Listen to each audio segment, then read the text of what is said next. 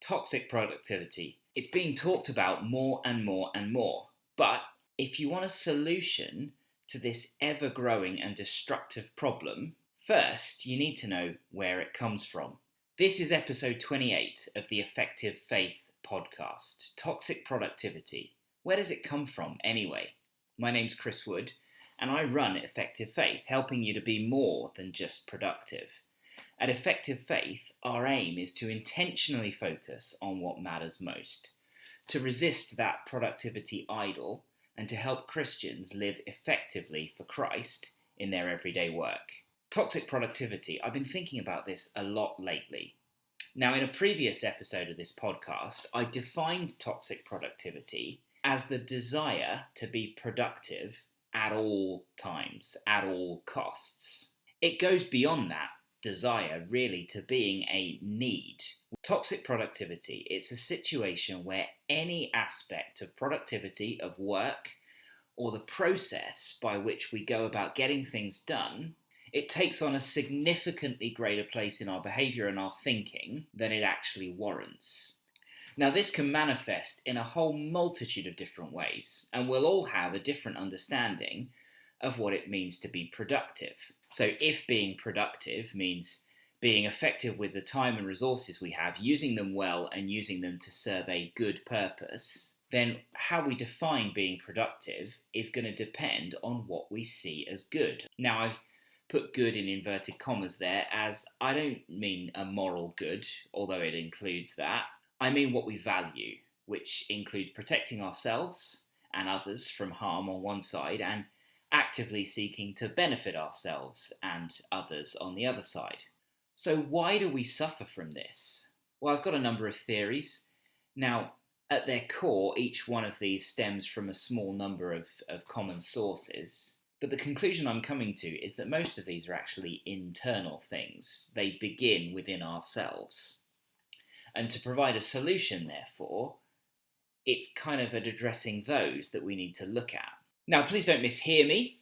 I'm not saying that external factors, they play no role in this, but it occurs to me that these external factors mix with the internal ones to produce the results that we have in view here. And external factors, for most of us, they're largely out of our control, at least in the short term. What I mean is this.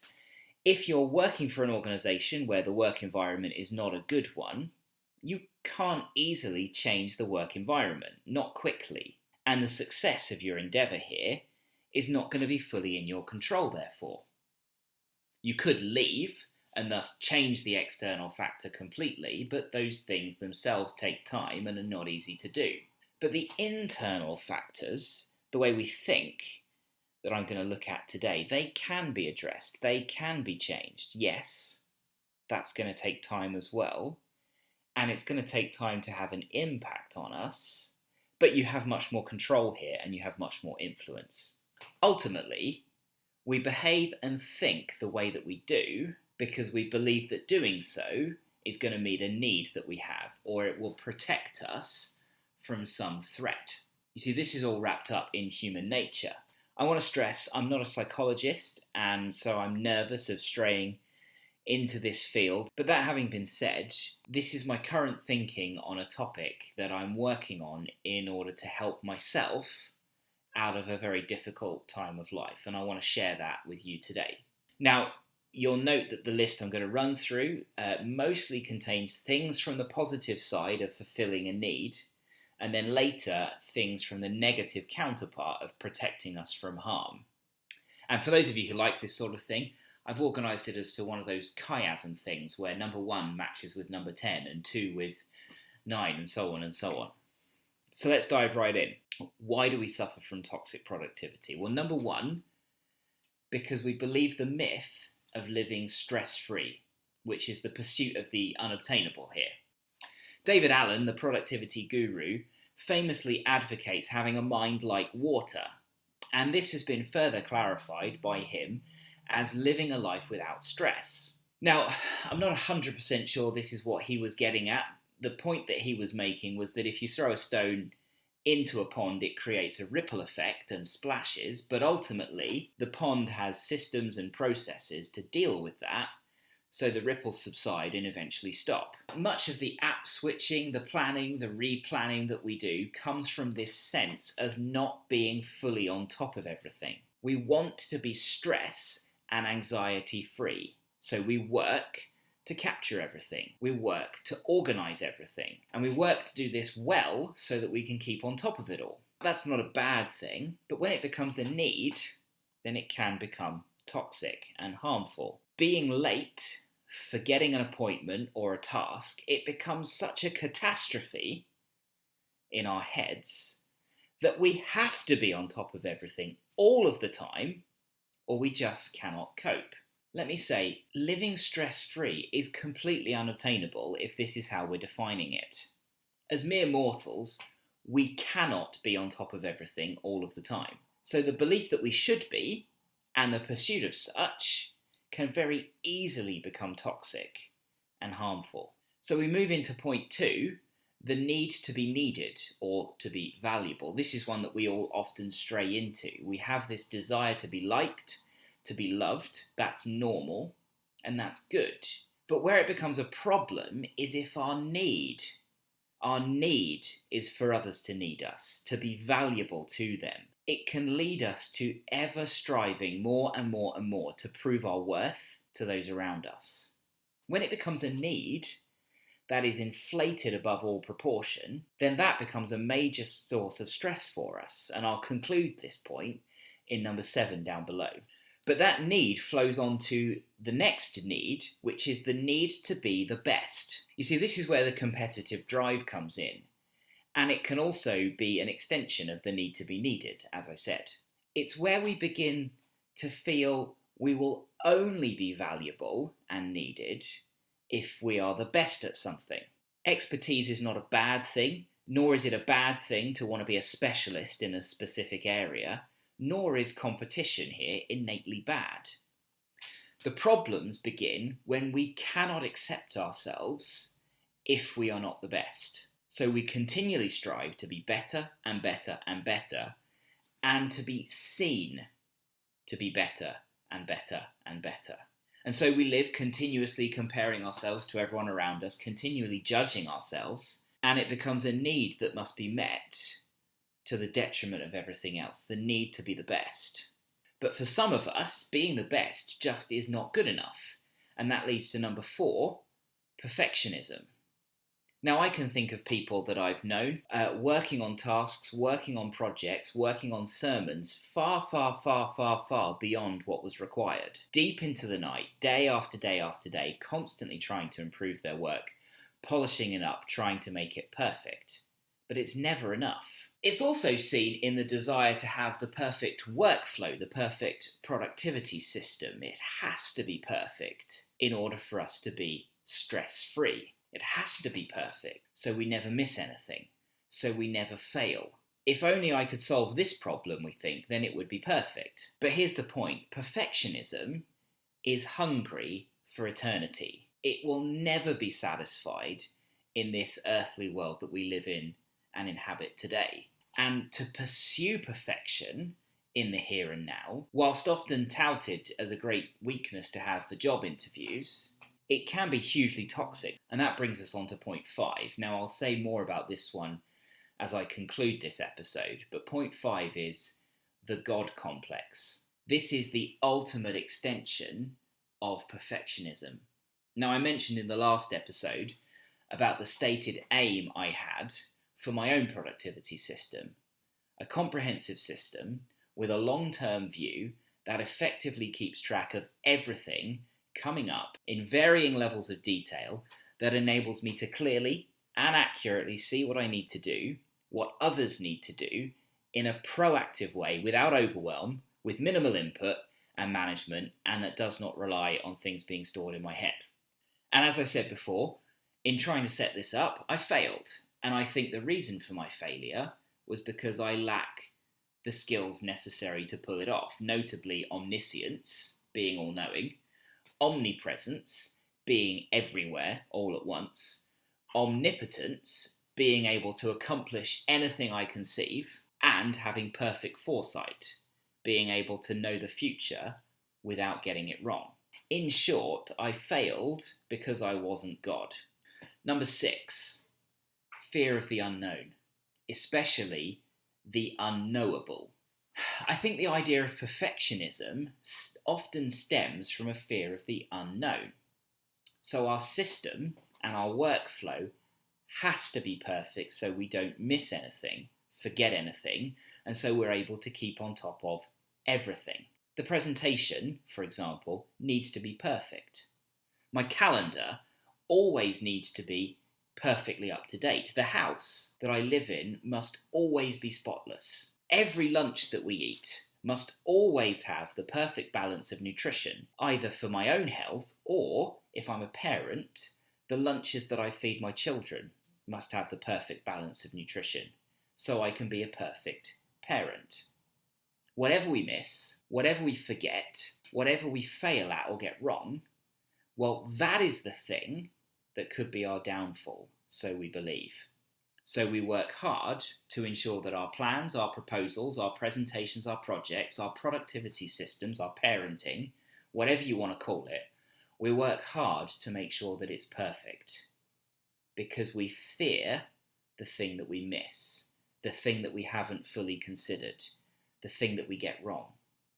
We fear it, and so we work endlessly to try and account for it and to be prepared for it. We fear it, and so we cannot stop thinking about it. And so we cannot rest, we cannot relax. We're always on, we cannot switch off, we cannot let our guard down. The fear of the unknown. Number 7, overvaluing negative inputs. This one has my name written all over it. Our perfectionism and our fear of the unknown can manifest itself by overvaluing negative inputs, whatever they may be. So negative feedback on something, criticism, or even our own mistakes that we notice with the benefit of hindsight, our own judgment on ourselves, these things get overvalued. For me, the reason why is largely obvious. You see, if 99% good is not good enough, then it's the 1% that makes the difference between what's acceptable and what's not good enough. 1% fault, therefore, may as well be 100% as far as I'm concerned.